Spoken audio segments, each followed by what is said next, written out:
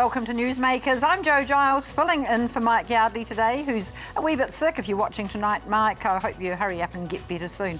On the panel today, where we are going to discuss some of the hot issues around town, we've got Grant Magrath from The Breeze. Welcome along, Grant. Thank you very much. Rosemarie de Jong from Bayleys Real Estate. And Marc Alexander, former MP, author, chef, just, the list goes on. So nice welcome everybody to the program. Some of the things that we're going to talk to you about today, and we're going to have a discussion around it.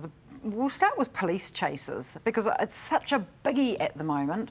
Everybody's got differing views. Somebody has come out and said, no, the police should not be chasing, especially young people, because of the consequences. But I don't know. Grant, what do you think? Well, look, if the police chase after someone and an accident happens, then how can it be the police's fault? You know, why did the people take off in the first place? You know, an incident happened in Buckley's Road a few years back, I don't know whether you guys remember this or not, where a car was being chased to jump the Meridian barrier, someone was killed.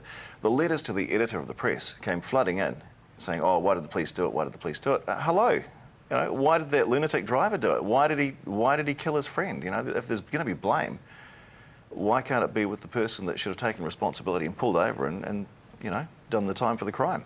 But surely, Rosemarie, that the police can get the red Joe, they can let the offender go and then catch up with them later? Well, in a perfect world, they'll get the registration number, I guess. But I'm totally in support of police chase. I think the current guidelines they have are if they deem the chase to becoming dangerous in any way, they have to abandon it. But I guess that's, again, open to individuals' interpretation of what's going on at the time. And I'm just surprised that as a society we are so strong in going out and criticising our police force, and I was really thrilled to see in the recent police episode where two of them ended up being shot, there was a massive amount of support for them, which was very thrilling, because it seems we're so quick to criticise them.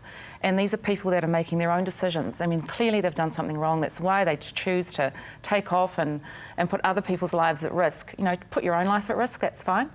But as soon as they start putting other innocent members of society's lives at risk, then we should be giving chase. We're ending up, though, with young people dead who maybe not in a position to make rational decisions at the time. Young guys, lots of testosterone, hello. Yeah, but by having a policy that basically forbids police from giving chase, all you're doing is incentivising exactly that activity to run away from the cops when they start coming after you. And I think that's the wrong message to send. What we need to do is actually have a greater number of police cars out there being able to intercept these people and put up roadblocks. They do that overseas. And you've got to balance the possibility of an accident with the possibility of even greater efforts against the innocent by not chasing them. More crime, more violence, and all the rest of it. It's not going to stop.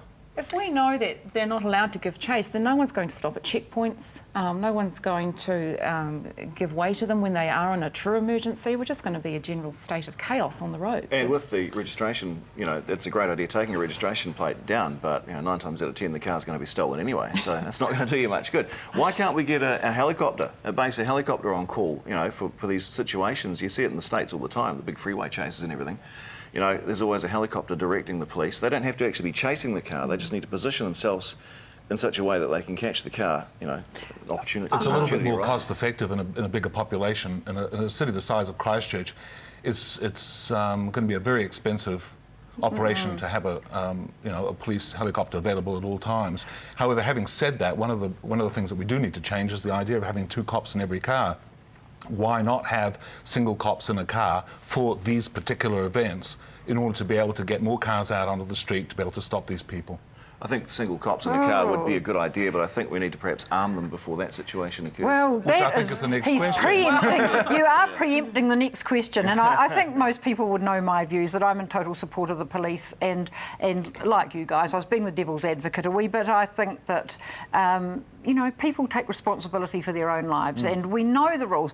The majority of us, if the police were going to pull us up, we've done nothing wrong, we stop. I mean, I pull up when a police car goes past me and it's not even me. Grant, you're a bit of a car buff. Yes. What about these young guys, though?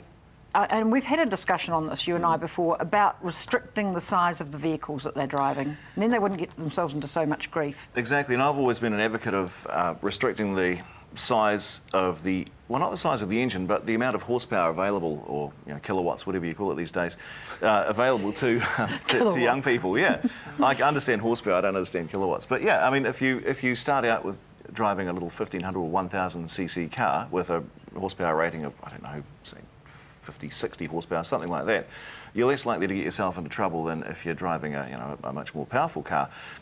Some people have said, yes, restrict the size of the engine, but and during Formula One in the 1980s, they were getting over 1,000 horsepower out of 1,500 cc cars. So, so I don't think it's a size restriction. I think it's going to be expensive because you'd need to set up what are they called, dynamometers or something like that at the testing stations to test all their cars to make sure that they're above board.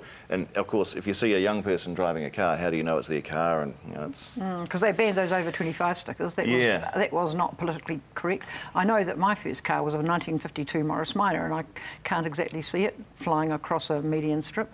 What was your first car, Rosemarie? I was just trying to remember. I think I had some really tame Mitsubishi, but I know that prior to that I was driving friends' cars, and one was a particularly powerful V8 Tirana, which I managed to spin out because I didn't have the skills to drive it. So I do understand from a personal level that we should not be put behind the wheels of powerful cars when we're inexperienced drivers. Yeah. What about you, Marc? I had a Dijon mustard-coloured Tirana, which couldn't go up hills. It was overtaken by every pedestrian known to man, including those in Zimmer frames. It was a slow car. I'm living proof that you shouldn't drive a powerful car at a young age. My first car was a 1935 Dodge, which we still got in the family, but I didn't endear myself to Dad by putting it around a tree in Evelyn Cousins Ave when I was 16 on a wet lunch break. Were you running away from the cops? Were you being chased? I was driving like I was. That's all right. My brother rolled an Austin 7, but that's another story for another day. We are actually going to talk about more serious topics after the break, one of them being, should the police be armed? We'll see you back shortly.